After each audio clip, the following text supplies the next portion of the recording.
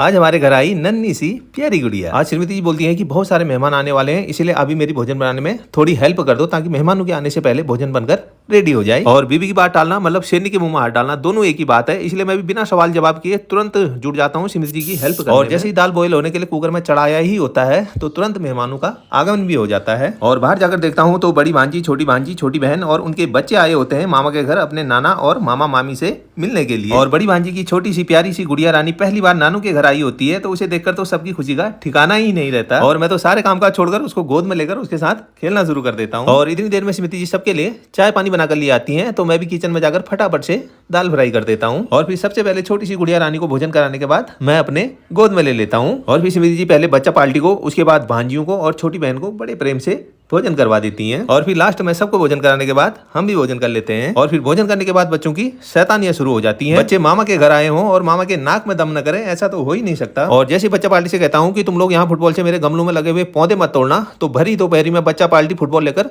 खेतों में दौड़ लगा देती है। आगे आगे बच्चा पार्टी और पीछे पीछे मैं। और फिर बड़ी मुश्किल से उनको समझा बुझाकर घर लेकर आता हूँ। और घर आते ही कहते हैं कि हमें भूख लग गई है, तो फिर फटाफट से उनको फ्रूट काट कर दे देता हूँ। और तब तक स्मृति जी की शाम की चाय भी बन जाती है। सब लोग चाय का आनंद लेते हैं तो मैं छोटी सी गुड़िया को अपने गोद में लेकर उसको खिलाना शुरू कर देता हूँ, क्योंकि छोटी सी गुड़िया इतनी प्यारी और क्यूट है कि दिल ही नहीं करता कि उसको गोद से नीचे उतारें। और फिर शाम होते होते गुड़िया रानी और भांजियों का जाने का समय हो जाता है। और फिर स्मृति जी सबको टीका लगाकर भेंट स्वरूप लिफाफे प्रदान करती हैं। और छोटी सी गुड़िया पहली बार अपने नानू के घर आई है तो उसको एक विशेष लिफाफा दिया जाता है। और फिर टीका लगाने के बाद सबको बाय साय करके फटाफट से घर की ओर रवाना कर देते हैं, क्योंकि अंधेरा भी होने वाला है। Bye bye. आज तो भांजियों और बच्चा पार्टी, खासकर छोटी सी गुड़िया रानी से मिलकर दिल प्रसन्न हो गया। राधे राधे।